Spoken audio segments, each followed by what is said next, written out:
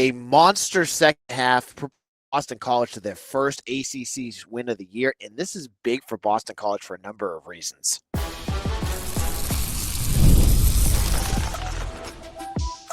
You are Locked On Boston College, your daily podcast on the Boston College Eagles. Part of the Locked On Podcast Network, your team every day. Hello, everyone, and welcome. This is Locked On Boston College, your team every day. I'm your host, AJ Black of Eagle Insider, part of the 247 Network. If you've been looking for Boston College coverage, you are in the right place. Locked On Boston College is a free daily Boston College podcast available on YouTube, wherever you get your podcast.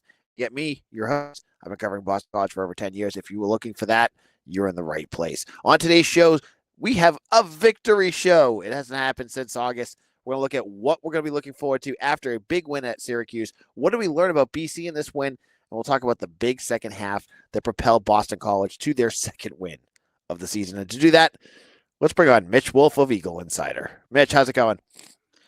It's just really macabre when you put it that way, when it's been almost 90 days to the day since BC has won. And we're talking about victory show to move to 2-10 and finish the season. But like we said, going into this game, it obviously doesn't change what happened for the rest of the season. It doesn't have a huge impact on the program moving forward in terms of what this season means. But it's the difference between how it is now and how it would be if this was a loss, at least from a fan base perspective, is monumental and probably can't be understated. Right. You would be going back to what 2015 would look like. And worse. Worse. Yeah. In 2015, you won 3 games. I know 2 of them were against FCS schools, but you had another. Who was the other ones? Army? NIU. NIU. Couldn't remember who the heck we beat that year. But you have an ACC win. That's big because the way basketball is looking, we could have had a complete 2015 all over again, potentially worse. For what it's worth, we had a pretty good weekend in terms of you look at all the sports. Basketball did pretty well. Football won. Hockey beat Notre Dame. So, we kind of turned it around from a few weeks ago when it was all losses across the board, which is nice. Sorry, women's basketball, who had a terrible weekend. But that's fair. But let's talk about the football team.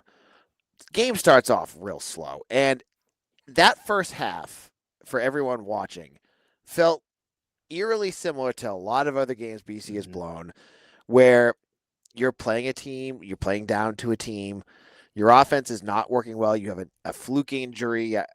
I'm assuming, did Lonergan hit his hand on a helmet? Yep, pretty much exactly. And the rusher was kind of coming in low. So when he followed through with his right hand, I imagine the thumb got caught in the face mask or banged off the helmet or face mask really hard. So, again, very fluky thing. And he had his helmet on, so I imagine if Grayson was really terrible, or if Grayson James got hurt, they would put him back in maybe. But that's something where it's especially because it's your thumb on your throwing hand, that you can't really you can't even grip the football. Yeah, exactly. So it's just a really unlucky injury where, and Lonergan had 2 throws to start the game, so it's not like he was lighting him up or anything. And they were clearly trying to run the ball a lot against Syracuse, even if Syracuse was presenting them with a lot of heavy boxes, kind of daring them to throw the ball. And that was, I think that was kind of why BC struggled early on in the offense. They're trying to run the ball. They're trying to establish the run there. And it wasn't the worst thing. They still they had to grind for it, but they found some holes. They found some decent plays, just some struggles in the red zone, which has been kind of Grayson James's MO for this year. And I guess in the previous years as well. But you saw things happen where it's okay, they're running the ball decently. They're not making a ton of killer mistakes. They're, Syracuse is playing tough, at least for the first few drives. They're not letting BC just run all over them. But you could sense it's okay, if this offense can get one break, they can maybe get something going. And it didn't really happen in the first half. You get the 2 field goal drives. And obviously the defense gives up the same thing. And you're just watching this absolute slop fest of a football game, right, where really the toilet bowl of the ACC, where these are clearly the 2 worst teams in the conference. So the first half was about what you would expect from these 2 teams if you just looked at their stat sheet and their record and how they've been performing the last few months. So that was just, and luckily again, like I've said last week, I was not watching a lot of the first half live because I had a family event, but following on my phone at occasional breaks was oh my God, this looks disgusting. And what you saw too, that was, I think, giving me nightmares was, Joe Filardi, their quarterback, looked just like you had said he would look, like a deer in headlights. He just couldn't do much of anything to start the game. So Fran Brown, to his credit, was like, all right, we're going to put Dan Villari back there, their tight end, who was a quarterback at one point. They start the gimmicky Wildcat stuff, and BC can't stop it. Yeah, it's funny when watching that back on film, and even I watched the broadcast of it. I think that's a bit of a memory thing where it's like when you're in it, you're like, oh my God, this is terrible. Then you watch it like a few days removed. You obviously know the result, and you're watching the film, like, okay, they're like getting a few runs here and there, but it's really not that crazy. And regarding like tons. Well, it's also because BC's offense wasn't moving, so it felt like two like tight, like freight ships moving at glacial speed, going both ways. Yes, that's and there was that, and there was a 9-minute drive that Syracuse had. Yes, yeah, and like that, and that's definitely bad. But with the thing with Wildcat is you can try to game plan for it, but a team can introduce so many wrinkles that they haven't put on film yet. Because I know they've used Filardi a decent amount in the Wildcat this year, but mostly on like sneaks and goal line stuff. So when you get that into like a bigger part of your offense, they probably had some of it planned for Notre Dame, but then the game got out of hand so quickly that they had to basically throw it out. So you just don't have as much on film on. They can do so much stuff with it, especially with a guy like Filardi who has that experience. It's not like you can have 3 package plays. Like you can actually do a lot of stuff with it. So, eventually BC did kind of lock it down, which was good to see. But regarding Filardi, he had of his 22 dropbacks, 17 passes. Of 17 passes, 12 were 9 yards or shorter downfield. Only 4 passes were thrown more than 10 yards downfield. He only completed 1, which was in the second half. They ran this is something BC kind of does where they it's a play action where they run the running back and then they boot the other way, but then it's a throwback to the running back on a wheel on the left side. And they hit that for 12 yards. And that was their longest passing play of the game. So, that's exactly what we expected. And I think to BC's credit, their defensive strategy was saying, when Syracuse shows us they're going to run, we will load the box. But otherwise, we are going to play coverage. We are going to force him to throw underneath. We're not giving up explosive plays. And to their credit, again, that 12-yard pass was the longest pass of the game. And I think there was another 12-yard pass on a slant to John Tay Cook in the red zone, but that was on Syracuse touchdown drive, which was late in the fourth quarter. So it kind of didn't matter. But you saw them playing back, not giving anything over the top. They did get beat once, or they got beat once on a trick play where a guy got behind them because the defense got misaligned, which it's trick play. That happens. But they were playing very conservative that way. We're not going to have explosive players. We're not going to let them flip this game on one play. And they succeeded in that. They did not allow any of those deep completions. They made Syracuse work for it, keep getting the ball down to the red zone, where eventually they failed on most drives. And at the end of the game, when it was garbage time, they finally didn't and got in the end zone. But again, by that time, the game was effectively over, so the touchdown didn't matter. You are muted. Thank you. It was not a perfect game, but BC did look a million times better in the second half. And they really started to put their game plan back in action, starting after halftime. In a moment, Mitch and I are going to talk about the second half, who stood out, how Grayson James looked much better, and the run game started getting going. We'll get into that in just a moment.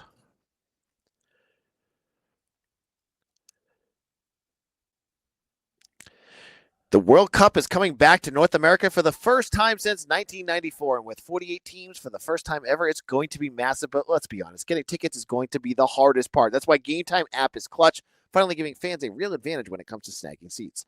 With Game Time, you can track price drops in real time, get alerts when great seats open, and buy tickets the moment they hit the app. It puts the power back in your hands and makes going to the World Cup realistic instead of impossible. I love Game Time. I've used it multiple times for the Woo Sox, for BC football.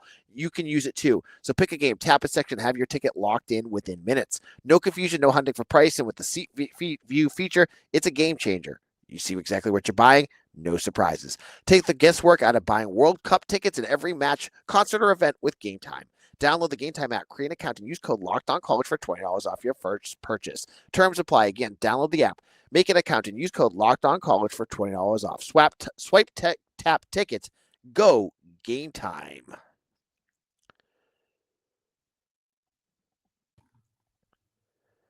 Locked On Boston College, AJ Black. Thank you to everyone out there who has made Locked On Boston College your first listen every day. On Thanksgiving, give thanks to all of you for making us your first listen every day. Now, the second half, you get out of halftime at 6-6. let's talk about what you saw that really what changes did you see in the second half from BC? I think for BC in this game, it was we're gonna keep running our same stuff and it'll eventually work, and it did. And it was a lot of play action with like kind of longer developing plays because they felt that Syracuse wouldn't be able to get pressure on them quickly enough to take away those routes. And to Syracuse's credit, they were able to collapse the pocket and get a little bit more pressure than maybe the BC anticipated. But Grayson James was still able to get the ball out in time for the most part. He took one sack, which I will say was, that's the play where he was trying to throw it backwards to Dawson Pugh. And if that happens like with a millisecond of difference in terms of his knee hitting the ground, that could be a catastrophically game-changing play where BC is up 13-6, driving into the red zone. They had just hit on a big play to Lewis Bond, I think. I just had this drive pulled up. Need to find it again. Two big passes to Lewis Bond back to back, and then he takes that sack, and it is very nearly a turnover. And that would have been very similar to the Stanford game, where you have the bad snap and the entire game pivots. You have the fumble on the goal line by Turbo, and the game completely turns again. So very lucky that they got out of that. And kind of the ball don't lie moment there was them missing the field goal, which really sucks for Luca Lombardo. And it was kind of, again, with BC winning, it's funny now, but it was kind of funny watching him he did the kicking motion a few more times. And it's like when you're golfing and you have a terrible shot, you like do the same motion with your club, and you're just like, I don't know what happened there, but I'm going to blame the club, not me. But so then they have that drive, and it's like, oh geez, this is going to be really bad. But to the defense's credit, they get a quick turnover or a quick punt. You have a run, a penalty, and then a short completion and incompletion. So punt back to BC. They hit on some plays and finally get back to the end zone. You have a big pass to Jeremiah Franklin. You have a penalty on Demetrius Samuel, which one thing I do want to talk about with this game is Reed Harris's day from hell, where they threw to him deep so many times. And to his credit, I think he had 2 catches for 27 yards. If you throw on the 2 pass interference penalties, it goes up to 5 for 57. It's like, okay, that's a bit better of a day.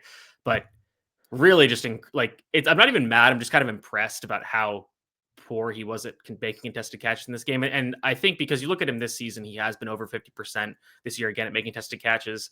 This game, it just didn't work out in his favor at all. Maybe it's him losing the ball in the lights of the dome. Maybe that messed with his ball tracking or whatever. But this is when I'm just like, okay, I got to get this game out of my head because it was just clearly not my day in that department. And two, for what it's worth, that is something I think he does need to work on moving forward, even though I still don't think that his best role is as a true boundary X contested catch guy down the sideline. Like, he's more useful in other ways. You can do that with him occasionally, especially when you like the matchup based on the corner, but that's not something you want to make his entire game. And they did that a little bit too much in this game. And again, they got the 2 penalties out of it, so that's fine. But they also probably could have gotten at least 2 more touchdowns if he was able to make those big catches. So that's one thing.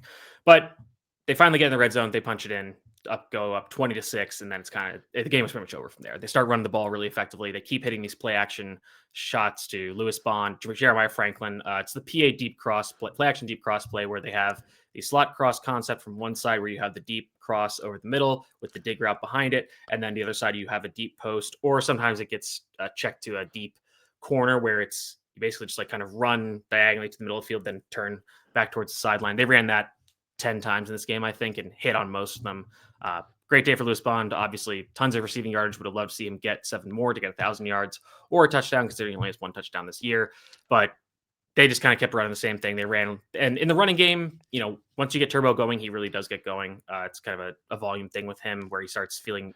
You can kind of see how he starts feeling how the line moves better, where he sees like I can feel where gaps are opening, and then I can make a cut. Like his first touchdown, where he kind of just cuts to the left and he's out and into the end zone like nothing. Second touchdown was beautiful, where they finally got a big play where they ran the unbalanced line. So they have on the left side of the center, they have the tight end, the guard, and then to the right side, instead of the tight end, they have the 2 tackles. And they run the trap play where they bring the guard from the backside, and it overloads the right side of the offense from the offensive perspective to the defense. But then because they're all going there, the defense is all going to that side as well. It leaves open this wide open cutback lane, which Kerbo sees, bam, gone for another touchdown. So again, it was just kind of this, just need a few drives to get in rhythm, finally hit the plays, then the route was on from there. Let's talk about the defense too, because the defense, I think, deserves credit. They let up 12 points. Only 2 sacks in this game, one by Eli Boykin and another by Omar Thornton. But against Syracuse's offense was bad. And once you went up by 2 touchdowns, you kind of knew it was over. But they did what they had to do. And they took care of business. What did you see in the defense and how they kind of shut down Syracuse? So on one hand, I think this was definitely more of an indictment on just how bad Syracuse is on offense with what they have on the field at this point in the season. Because if you look at BC's like kind of advanced statistics in this game, or I guess if you look at Syracuse's advanced statistics based on their other games this season, especially the ones since they've had all these offensive issues, this was not necessarily their worst game. You talk about the Notre Dame game, even the UNC game where they didn't actually score a touchdown. That one touchdown was a defensive touchdown. Their success rate in this game was really bad. It was their third worst of the season. And they were obviously terrible passing, throwing the ball. So that was the big problem. Again, also second worst explosive play rate of the season for Syracuse. The only game that was worse for them was Notre Dame. BC only allowed 2 explosive rushes, no explosive passes. So they got some stuff on the ground. I think BC was fine with that. We don't want to get beat with these fluky explosive passing plays that can really turn this game. And then once we get into the point in the game where we can tee off and because we're up by multiple scores, we can just play, kind of do whatever we want. If you want to run the ball while you're down 20 points or more, fine, we'll give that to you. We'll give up a QB draw. We'll give up some of these Wildcat plays. Like, it's fine. It's not really going to change the outcome of the game because you're not picking up enough yards. You're not saving enough time to really mount a realistic comeback. That said, I thought we did see some really impressive performances in this game. You mentioned Eli Boykin had a very good game, had a lot of impactful plays. Chris Marable, defensive tackle, had a very good game, getting some pressures, making some good run stuff. So Omar Thornton was really good in this game. And a big reason why was because you got Amari Jackson back. And I was watching the film, and some of this stuff doesn't show up really.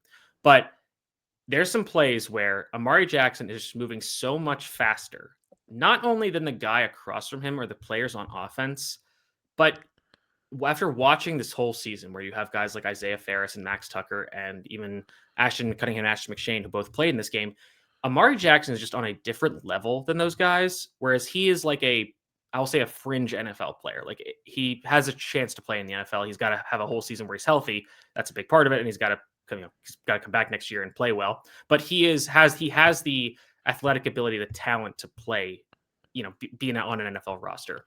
Whereas the other guys who have been playing quarterback on this roster, I don't think they have that. And it changes all defense because you can put a guy like Amari Jackson out there and say, okay, we trust you to do your job, cover the man across from you. And that allows everybody else to play faster and play more confident. And I think that really affected Omar Thornton's ability to affect this game because there were multiple times where he just jumped the snap perfectly, like kind of was blitzing from depth and timed the snap perfectly to go make a play in the backfield. He forced a fumble on a bad snap exchange that if BC recovers, that could completely shift the game. He had another tackle for loss. I think the sack was a play where he kind of blitzed off the edge and timed the snap really well. So when you can let guys like that play faster, you can play better as a defense. Now you watch some of these other players, and again, this was not a perfect performance by this defense. There are some guys who were struggling in this game. Most of the linebackers did not have a very good game. In fairness, Griffin Collins is a true freshman. You have Pale Fayoa playing his first meaningful snaps of his career. And Bryce Seal's out there, and again, great story, but he's athletically a shell of himself. So he's having some struggles getting to the ball as fast as he can. Secondary has mostly good play in this game, honestly. I've actually Isaiah Ferris and Max Tucker did have decent games. Didn't get targeted a ton, but you saw these guys. The guys that we thought would make some impact plays, and then some of these role players where, again, they're playing a pretty bad offense so they can play more and play better.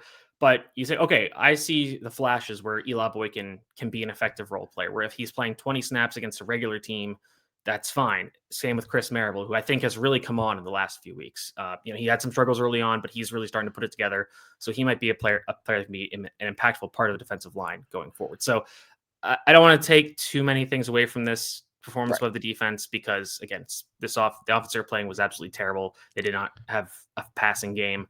But you saw a flash where it's okay, if this defense is healthier next year, which it's hard to imagine them being less healthy than they were, we can maybe be able to see some guys actually take some steps forward. And if they can play better as a unit, then you say, okay, maybe this defense isn't going to be elite moving forward, but it can be not the worst in the FBS, which is basically what it was. And injuries played a significant part of that.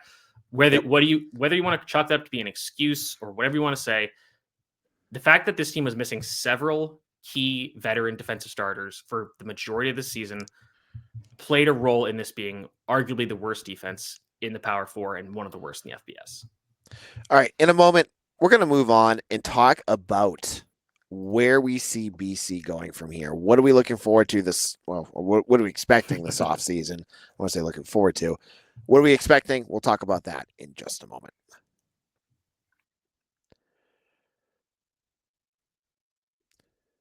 The holidays always feel a little easier when you already know the perfect gift, and Omaha Steaks makes it almost too simple. Whether you're treating yourself this season or sending something memorable to family and friends, Omaha Steaks delivers handcrafted perfection right to your door. And this week is the best week to jump in because their cyber sale is here, and the deals are huge. I got an Omaha gift box for Christmas just a couple years ago. Included steak, appetizers, sides, desserts, everything. I had a nice dinner with my wife. The food was amazing. It was a great, thoughtful gift, and I would recommend it to anybody. So save big on unforgettable gifts with Omaha Steaks. Visit omahasteaks.com for 50% off site-wide and an extra 20% off select favorites during their cyber sale. And for an additional $35 off, use promo code COLLEGE at checkout. That's omahasteaks.com, promo code COLLEGE. Terms apply. See site for details.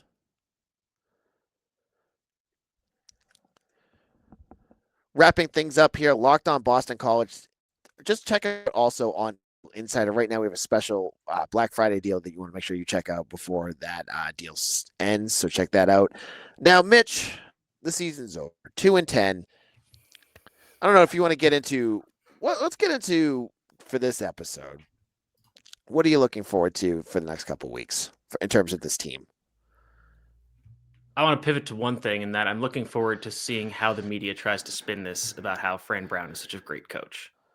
Oh, yeah. Because he has now lost to BC in Syracuse's best season in almost a decade, probably could be argued longer, and he lost to BC when BC had their worst team since 2012. And I think this is a win for the culture of BC, because Fran Brown is a coach that has all these clips. He talks about how winners get washed. It's going to be a great holiday season for that household, considering he technically can't wash until next August, in theory. Could be longer. He has this team running sprints after they barely beat UConn in overtime at home, which BC, in fairness, BC couldn't beat over UConn, so can't throw too many stones about that. But does all these things, and in this entire back half of the season, when they lose their starting quarterback, and they're not competitive for 8 straight games. They're not competitive really. They're competitive for a half against BC, and then it kind of the wheels fall off the wagon. There goes off the rails. Lots of metaphors here. And any time that their team scored in this run of 8 losses, it was essentially in garbage time. Of Syracuse's 80 offensive points since the Steve Angeli injury, since this Clemson game, I'll say that. Since the Clemson game, 55 came in the second half, 45 came in the fourth quarter when those games were over. You look at that and compare it to BC, where they lost 10 games in a row. That is a fact. But they were significantly more competitive in the majority of those games. They had 1-score losses to Michigan State, Cal, Georgia Tech. And Georgia Tech's a good team. Cal turned out to be a decent team. Michigan State, not so much. But overtime on the road, very weird, fluky game. You have games like Stanford, where few plays can flip that game. It's a 10-point loss, so it's not a 1-score loss. But effectively, if you watch that game, that was a crazy game, and it's 1-score loss. You're competitive with Notre Dame, and Notre Dame blew Syracuse out of the water, 70-7, where Syracuse's last touchdown was scored in the final minute to make it at least somewhat respectable. BC's team competed down the stretch despite, and every week they would lose. Usually, Louisville's another game where they were competitive in the fourth quarter. Especially in that run of Clemson Pitt, where they were getting blown out, and they kept coming to work. They lost to UConn, and we said that was a line in the sand game for this program. They lost, and they lost badly because they got embarrassed by UConn. But they kept coming to work. They came to work next week. They fought against Louisville. They fought against Notre Dame. They fought for a half against SMU. Then they got blown out, for sure. They got blown out in that game. They came back and fought to the end against Georgia Tech. And then they finally get rewarded with a win over Syracuse. And that is the culture that Bill O'Brien is building, in that we come in, we do our work. We don't worry about the clips we're making for social media and what quotes we're going to get out there. Yep. So I think this is a big, again, does it change the 2-10 season? It absolutely does not. But I think that this shows it's like, hey, this is a culture, this is a team, this is a program that wants to work to get better. And the results were not there this year. They paid off a bit in the end. But I think that for the players that stay, I hope and I think I hope more than I think I will say that this season can at least be a learning experience where it's like, hey, like that really sucked, but we worked through it. We've ended the season with the win. We finally got rewarded for sticking it out. And if we come back next year and we know that we don't want to feel that way again and we work hard, we can get better. And again, some of that is going to be regression of just like they're probably not going to be as injured. They're going to have some more turnover luck. It's harder schedule perhaps, but you're going to have some things bounce your way. So you might be able to do better. So I think that is at least somewhat encouraging. Again, we'll have autopsies about this season and talk about why it happened. And there's some serious flaws in this program that need to be fixed in the coming weeks at all levels. You know, we've talked about the administration a lot. We've talked about the coaching staff. We've talked about the roster. This is not a clear cause of death for this team. There are a lot of comorbidities, if you will. There's a lot of reasons.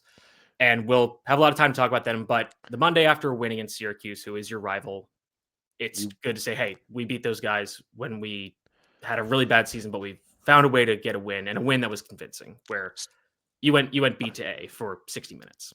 Yeah. So you said the culture piece, right? I think the biggest piece that showed how much this team was still bought in was the video they showed of them in the locker room after that win.